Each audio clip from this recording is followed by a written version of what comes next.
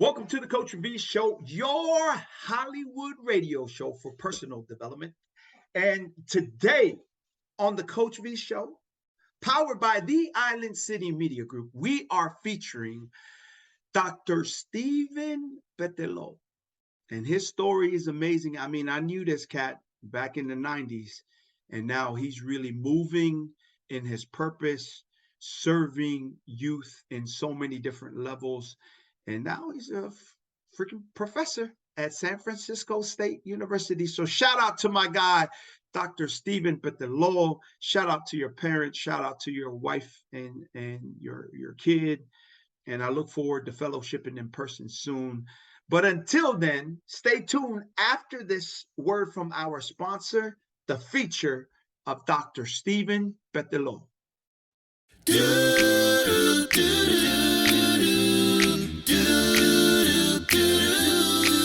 Whenever it's cold outside and you need a little heat, at the game or in a plane, it's comfortable on your feet. When it's time for a nap, it's a pillow for your sleep. Get your comfy blanket now. Get your comfy blanket now.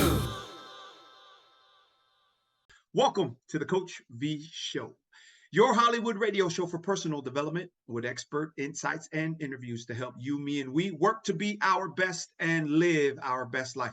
Offering for your considerations from some of my insights, but mostly from our featured guests, these success frameworks, behavioral models, and life lessons that, should you find value in them, that you subscribe and deploy it all over your life, leadership, and business. Today, I got one of my boys from back in the hood, from back in the heyday down in SoCal, my man, Dr. Stephen Petelo, who is currently an adjunct professor at the College of San Mateo for Project Change, a unique pioneer community college support program in California that provides wraparound student support services and direct access to post-secondary education for the incarcerated youth and in-person college instruction inside juvenile youth facilities. In addition, Doctor is a mentor for the MANA program at CSM, a transfer support and mentor for the MANA program, transfer support program aimed at Pacific Islander American students that focuses on specialized retention support strategies needed for college success.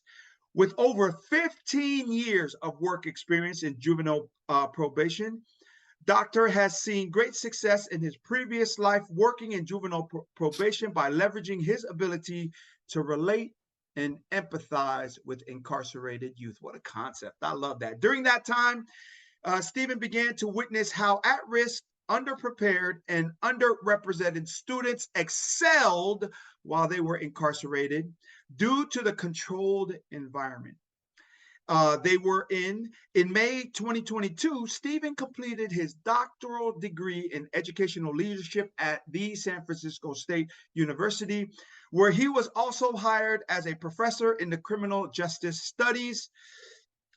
In that, Stephen's research interest is helping justice systems impacted Pacific Islander youth transitions through college and into society, using education as a key to success. Stephen holds a Bachelor's of Science in Kinesiology from the University of Laverne. Shout out Laverne, shout out Pomona, shout out Ontario. That's our hood. He also holds a master's degree in criminal justice from Boston University. Stephen is a first-generation Tongan American and first-generation collegiate athlete and graduate. He also a proud husband and father to a spirited 5-year-old boy who happens to be his mother's twin. Welcome to the Coach V Show, your boy, Dr. Stephen Petelo. Brother Steve, thanks for making time to come on the show. I appreciate it. Thank you for the invite, Coach V. Appreciate it. How are you? Catch me up. And you know what? Before that, what's your genesis point? And what got you here? Like, where did you start? Family, where you were born and all that. Catch us up, please. Shoot. Born in Tonga. Parents are from Tonga. Pops is Ngereia. Mom is, how they say, Halataufa, Kolofo, right? And so I was born there, but I came here maybe I was still a baby, maybe after 1. So I was basically raised in San Mateo. High school throughout. I went through high school here. College CSM, where I started at College of CSM, San Mateo, and from there, moved on. Trying the football thing, as most of us all do, Islanders. Got a scholarship to NAIA school out in Kansas. Ended up there. Coach actually left for a better job. Ended up in Laverne. Long story short, I was in Laverne, and just couldn't play anymore. Tried Azusa, couldn't play. I just when I got hurt, just couldn't pass the physical. So I decided, you know what, plan B is finish school, right? And so finish school and go to work, because I needed a place to stay. I was living from teammates. I was living on the floor. I was living on in their garages, wherever I could stay, I would stay, right? I didn't want to come home. To me, coming home was failure. I was fail, right? Parents, everything was, we did this for you, and that's in my back of my head. I don't want to go home because then that's just failure. So finished school at Laverne. It took me a few years. Had to go through all the junior colleges just to finish one class, right? And so finally finished that class, finally graduated, moved from there, stayed in Pomona, but got a job in the group homes. That's how the probation went, right? I started in group homes first, then went to a treatment facility in San Dimas. Shout out to San Dimas. From there, worked with kids in probation, right? So it's a treatment facility, but there's also kids in probation. That's how the love of probation came towards me. It was helping kids. And this is back in 2000. And so from there, I worked, kept moving up. But they wouldn't give me an administration position because I didn't have a master's degree, right? I had the bachelor's, but they wouldn't give me that. But they were getting guys with masters in there, but they were running them out. The kids were running them out just because they were only book smart, right? They didn't have any other but just book smarts, right? And so when they were gone, I'm the one that would be running the show. And so I told them, I said, you either gonna give me that position or I'm gonna leave. And so the only reason I left is because I got into a master's program, criminal justice program in Portland State, right? Some of the boys were going to school there for football, and they were like, yo, there's a criminal justice program here. Maybe you just apply and see what happens. Applied, got in, and I ended up in Portland State. And now this is fast forward to 2005, right? So I was in Pomona from 2000 to 2005, working the treatment facility. Finally left, got into school. So from 05 to about 07, I'm in school. I'm in my master's program. So things happen, misunderstanding, and so this is that area where I'm navigating areas that I've never been in, right? There's no Islanders in here. It's all Palangi people, few Uriuris sprinkled in here. And I'm trying, I'm doing my best, and I'm still young at that time, right? And so I don't know, I'm still trying to figure out how to write academically, right? And nobody's ever taught me how to write academically, how to do citations. They're teaching you as you go, right? I never paid attention when I was I wasn't the best student either. But I got called into the dean's office. Said, man, you plagiarized, right? And I was like, yo, this is how you taught me to write. This is what you told me how I should do it. And so, long story short, I talked to the dean. We got it through. He goes, all I needed was a B to stay in this class or to stay in the program. I did good in the rest of my class. What he did was he gave me a C, right? Gives me a C, and he goes, you know what? We're gonna delay your. You're gonna have to go through another year, right? A whole full year, to actually graduate. I was like, what? So I was like, you know what? I'm done. I'm going home. And so I leave. I quit. I actually quit. Like this was somewhere where it hurt me so bad that someone really didn't like what I was doing and was accusing me of actually cheating, right? When I was just doing what I was told. And so I left. I came back home to San Mateo. Um, didn't tell my parents what happened. Just told them I was coming home. I was just tired of being away. So now I moved back. This is back in '08. So now I've been 8 years gone, removed from home. And I moved back to San Mateo. And now San Mateo, I'm like, what am I gonna do with myself? You know, I'm not just gonna come home and sit here. So I apply straight to probation here in San Mateo County, and I get right in. There's a long process, obviously, but I finally get in.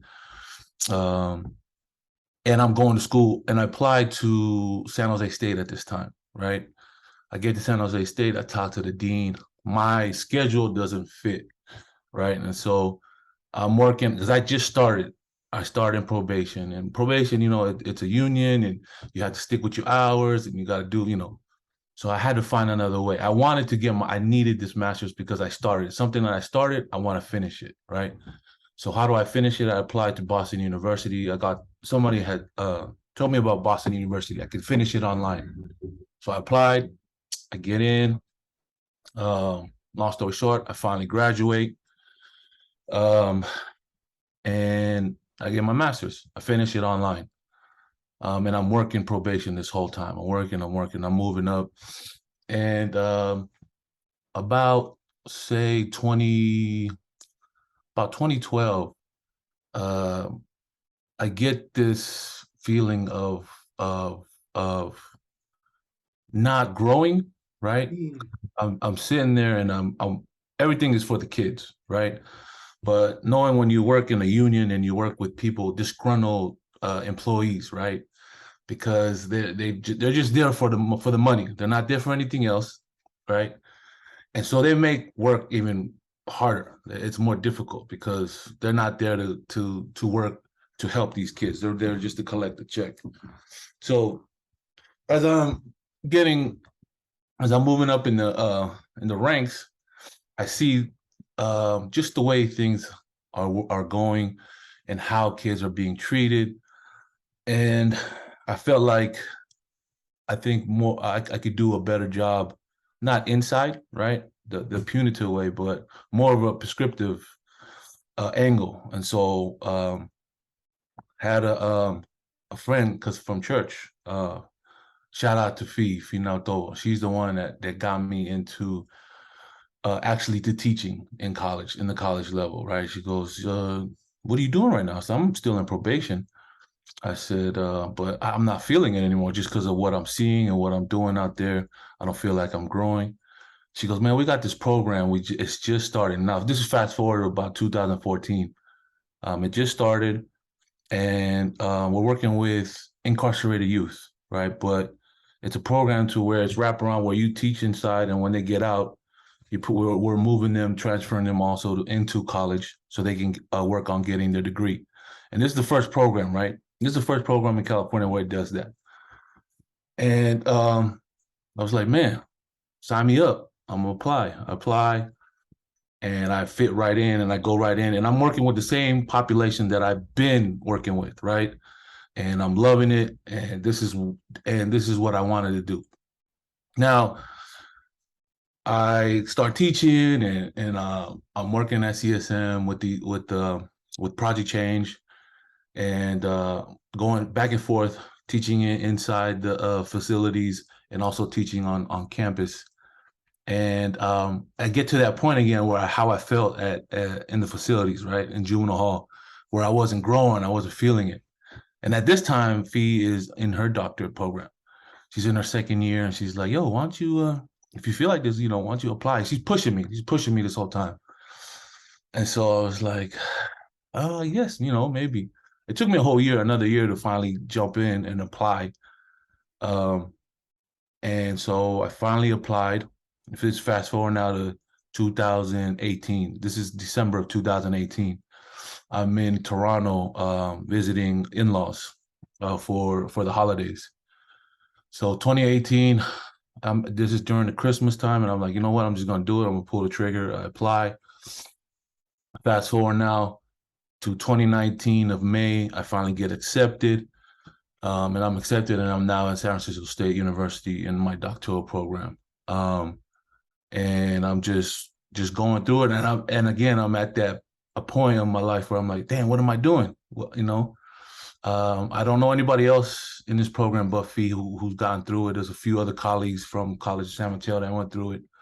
And then I meet another Tongan, Wesley Hingano, and we're in the same program, same time. We get in there at the same moment. And that bond built, and we went through that 3-year program. It felt like it was just yesterday. But I think it's when you have that brotherhood, that sister, that's been there, and also somebody next to you going through the same thing that you're going through. It made that time go by. Not easy. You got to get something good, whatever, something worth it, you got to go through that struggle. And it was a lot of things that there are no words to describe it, right? It's something that you have to actually experience to actually feel coming out at the other end, how it was worth it, right? It's something definitely worth it. So now I'm here now, 2022, graduated, and then at the same time, I got offered a job at the same university teaching criminal justice. So that's where I'm at now. I'm on 2 campuses. I'm at CSM and at San Francisco State. So, Steve, I've always known your spirit to be this way, but even on this virtual platform, I could tell that you have a heightened level of awareness just by the words you use. And I'm not that smart of a person. I graduated from UC Davis and all that, but I know people. Like, that's my jam. And brother, you have just come so far, and you just seem so heightened in your awareness, confident in who you are. So let's start with one life lesson. What's a life lesson that you would like the audience to know about your experience, like coming out on the other side, right? Not being able, because it's hard enough for not just the kids that you work with, but us individually as people that are professionals helping other people level up. Yeah. That our identity crisis there in every stage of our life is trying to figure out who we are and being good with who we are. For sure. Is that true? And let's start with some life lessons through your journey. What's number one? Number one is I will say this. People can make blueprints, right? Of how they got from point A to point B. But some people that follow that blueprint will end up on a detour, right? And it's because there's a lot of construction going on during that process, right? Some of the roads are never the same, and some of the challenges are never the same. Your life is not the same as the other person, right? So I feel like when you see somebody that you idol, you want to model your life after, and you look up to that person, right? You want to try to follow that blueprint, but it will never be the same. And so that's my life lesson to you is never give up, right? When you hit those detours, take that detour. Wherever it leads you, try to get back on the same road and keep going until you get to point B, because it is definitely challenging to get where you want to be, right? Success is measured in everybody measures success differently. But the challenges in life are different for everybody. People have different starting points. People are privileged. I'm a very privileged Tongan American, right? Great parents raised me right. Put me in a position to where I can be successful. Some of my peers weren't like that, right? And so I feel like that's where I want to be that person to steer and help support those that weren't as privileged and weren't as lucky as I was, right? I love that family. Talk about that. My parents, shout out to my parents who are probably watching the show. Mom and Dad, love you. And I am, especially in my younger years, they were the ones that were everything to me. Talk about the life lessons that your parents taught you as a child that helped you get to where you are today. Oh man. And Stephen, please, and Yeah. please introduce us to your parents, their names, Yeah, right? for All sure. of that, please. Sure. Pops is Daniela Petelo, and mom is Cristina Petelo, right? And so, man, growing up, I they were always working, right? They were always working, and so, um, as an only child, my mom is one of 13, my dad is one of 12. So I always Mm, had babysitters, right? So uncles, aunts, it was always, and so I grew up with my uncles, with my aunts, seeing how they did, right? But when my parents were both around, those were where the gems were coming from, right? My pops always found a way to come and when I was a kid, when I was still young, right? To put me to bed and tell me like, how I should represent our family, how I need to live my life, right? And this has started at a young age. And this is something that I carry with myself and try to pass on to my son also.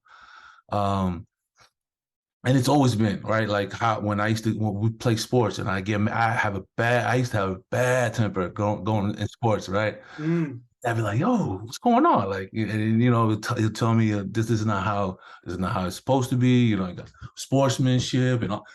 And I just, it's something that it was great because it was instilled in me at a young age, and as I got older, I finally understood those lessons that they were both giving me. Right, my mom, same thing, hard worker, 9 to 5 every day, right? And her work was at least 30, 40 miles away, and she'd drive and come home. And when she get home, she's doing the cooking, she's doing the cleaning, she's doing all of that stuff, right? So I'm seeing both of my parents working up hard. And so that's where I get that. It's been there since day one because if they work hard, I want to work hard, right? And so that's always been there. That's always been there. And then there's also the other side where there's some family members you see not doing the same thing, right? But because of my parents, how they taught me and how I was raised, it was great. I felt like I was definitely and I'm grateful for them. Very grateful. Owe them so much. That's right. And you know this, being in behavioral studies and being in probation. I mean, we model what we see.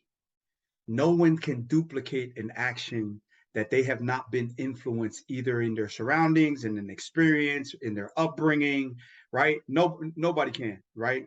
So I mean, the parents, I mean, that's where it all starts. Well, Mhm. what about like for me being at UC Davis, I was the only Tongan Yeah. that was on the team.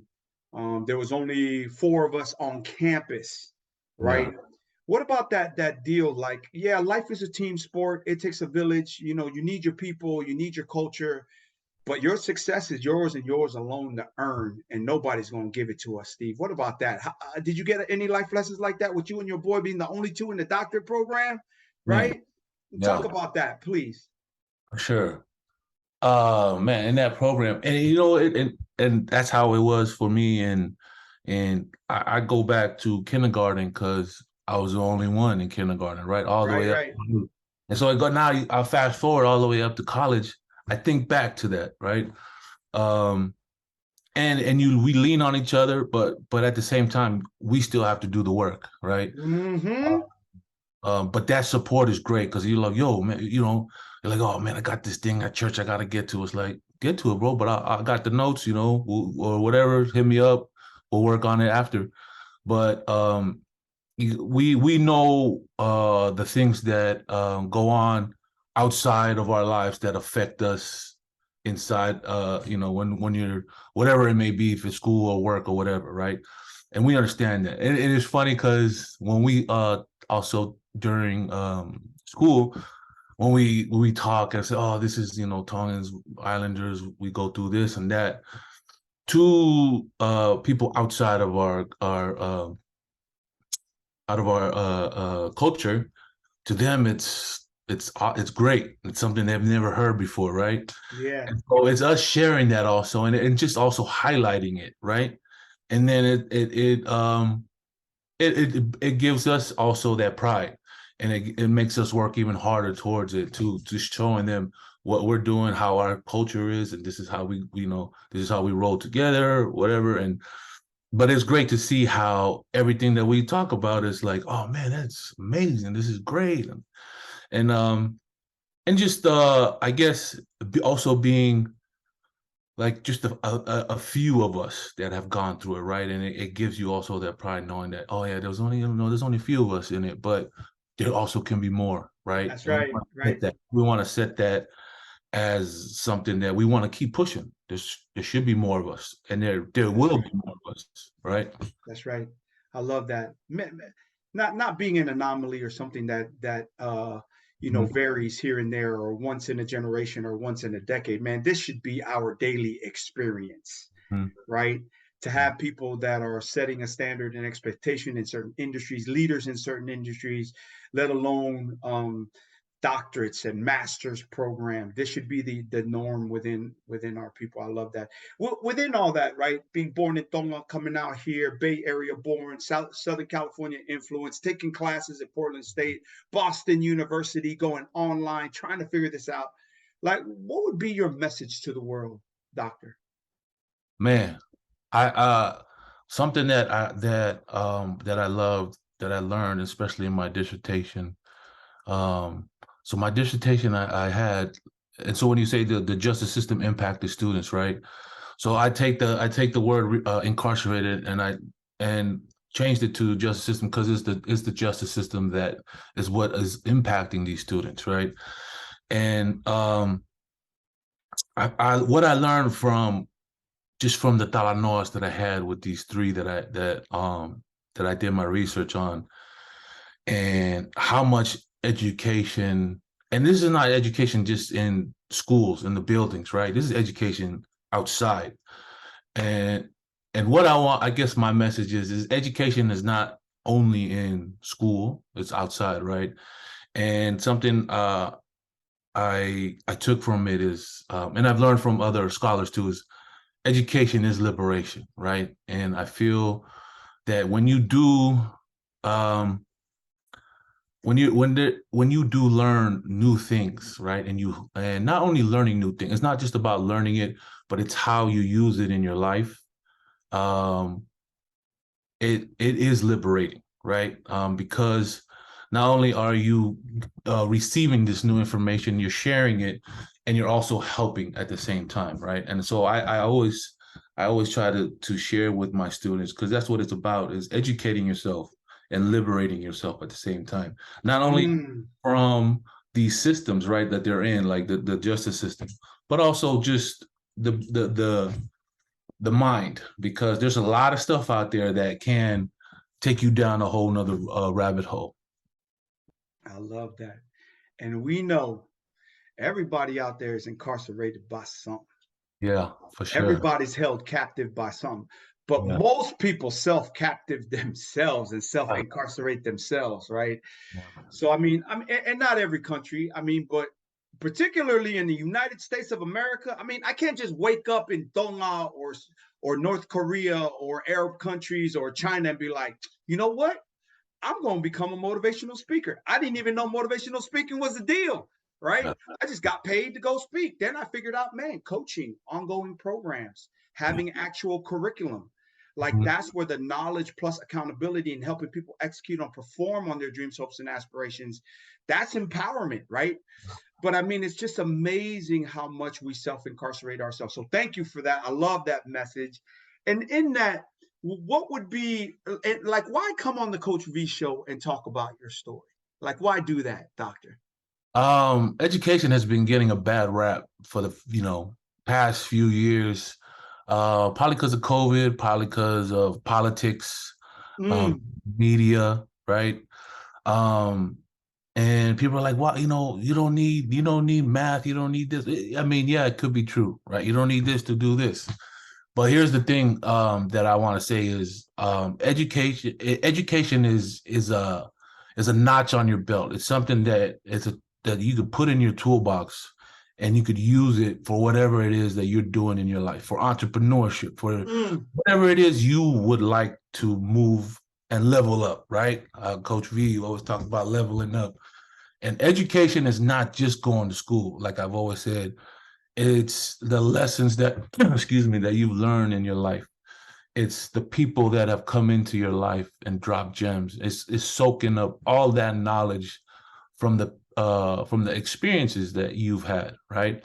And so I say to you and to everybody else, the reason I came on here is to say education is the key to success, and it's not the only key, right? It's that janitor's key that you see shaking, right? It's one of those keys, right? It'll open the door for you. It's not going to open all the doors. That's on you to choose how you want to live your life. But that's just one set of many keys to success. Thank you for that, Doctor. I love that. I love that. Well, and what about a final message about being on the Coach V show and really anything else that's coming down the pipe, right? You could shout out, you could do your shout outs right now and then talk about, hey, what's coming next for the doctor? Sure. Shout out to my Tonga Research, my Cali Tonga Research Association peeps. That goes to Finato that I talked about, who was, a major reason that I chose to go after my doctoral, to Wesley, also to Esteli, who graduated from Stanford earlier this year.